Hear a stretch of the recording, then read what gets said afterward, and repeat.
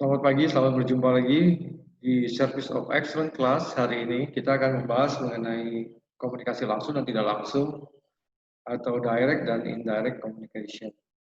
Direct and indirect communication dalam kemajuan teknologi sekarang akan mengalami sedikit pergeseran dalam konsepnya.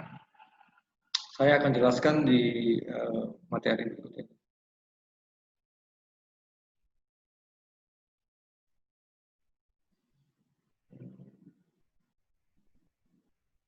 Awalnya komunikasi itu hanya bisa dilakukan dengan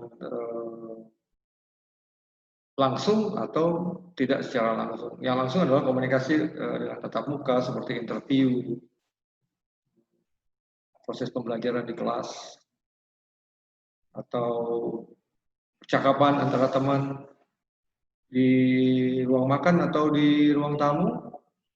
Dan komunikasi yang tidak langsung adalah komunikasi yang melalui media seperti dulu, zaman dulu adalah surat, telegram, kemudian ada juga melalui gambar, ya, sandi, kode sandi dan sebagainya. Tapi dengan perkembangan teknologi dan perkembangan zaman, komunikasi itu akan menjadi sedikit berubah. Sebenarnya dalam posisi yang lebih baik, artinya ada perkembangan konsep.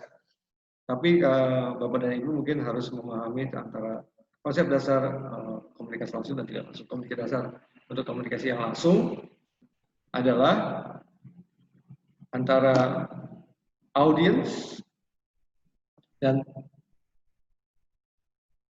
pemberi informasi atau speaker itu bertemu langsung, ya, bertatap hadapan atau bertemu langsung, face to face seperti itu. Contohnya pada kegiatan seperti ini, ya, bahwa ada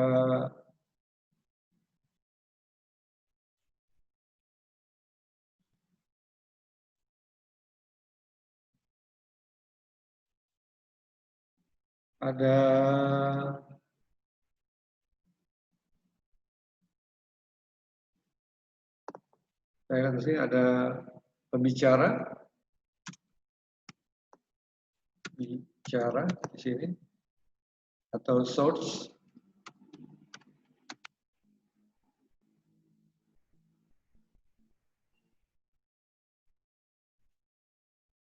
Kemudian di sini ada audience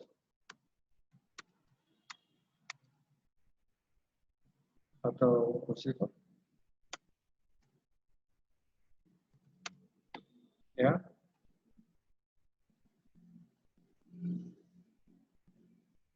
Dan di antara pembicara dan audiens itu mereka bertemu secara langsung tanpa ada batasan. Sedangkan dengan kemajuan teknologi ternyata selain komunikasi yang langsung dan tidak langsung, ternyata ada komunikasi yang indirect juga di sini yang terjadi. Adalah mengenai penggunaan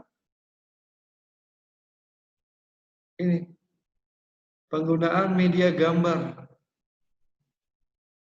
Faktanya bahwa media gambar itu adalah komunikasi yang tidak langsung karena tidak ada suara yang dikeluarkan, ya, tetapi ada informasi yang diberikan sehingga audiens di sini mengetahui apa yang terdapat di gambar ini, memahami makna dan tujuannya seperti itu.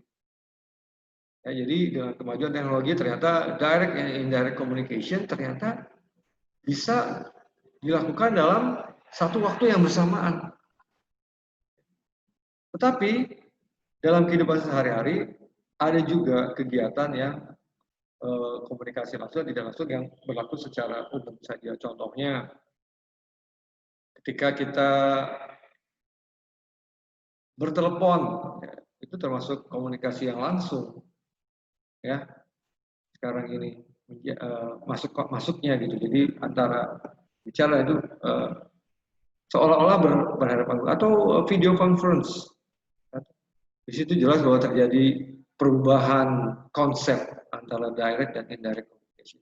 Sebelumnya direct communication hanya berlaku untuk apabila person to person itu bertemu secara langsung.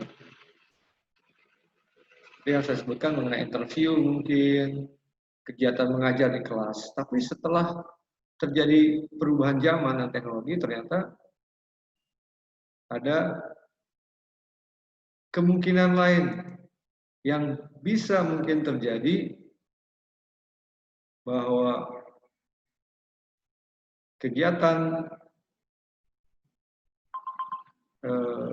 komunikasi itu bisa dilakukan dengan direct indirect dalam satu waktu yang bersamaan. Seperti itu. Contoh lain adalah kita bisa melihat di materi yang berikut ini, ya, bahwa dalam dunia kerja, ketika kita melakukan meeting seperti ini adalah komunikasi yang langsung. Tetapi informasi yang diberikan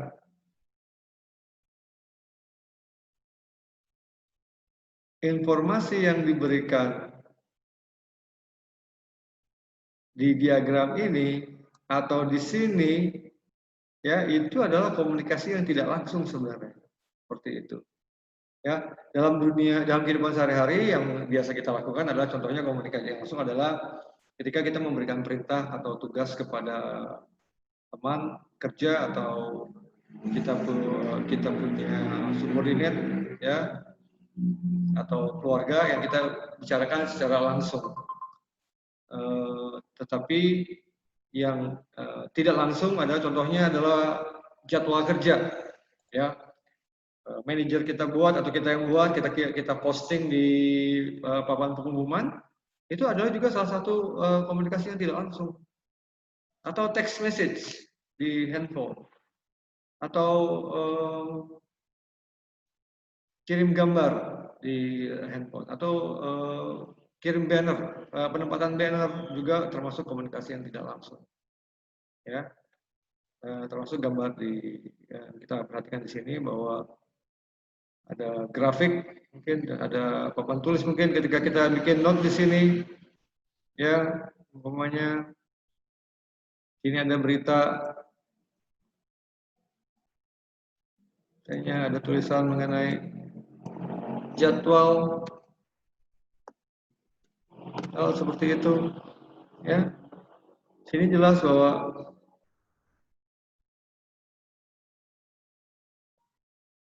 komunikasi dapat dilakukan dengan dua cara, yaitu secara langsung dan tidak langsung. Tetapi dengan kemajuan teknologi saat ini, komunikasi langsung dan tidak langsung mengalami perubahan konsep. Ya, ternyata ada juga komunikasi yang langsung tapi dilakukan secara tidak langsung. Artinya melalui media. Ya, melalui media. Jadi komunikasi tidak langsung sebenarnya komunikasi yang dilakukan melalui media zaman dulunya, seperti pamflet, billboard, papan pengumuman, surat kabar, berita di majalah, dan sebagainya.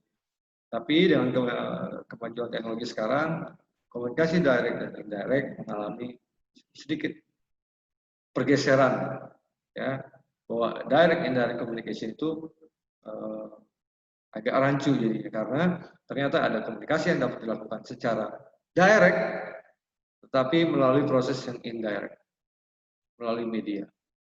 Itu saja berita yang saya ingin sampaikan untuk materi pembelajaran kita hari ini.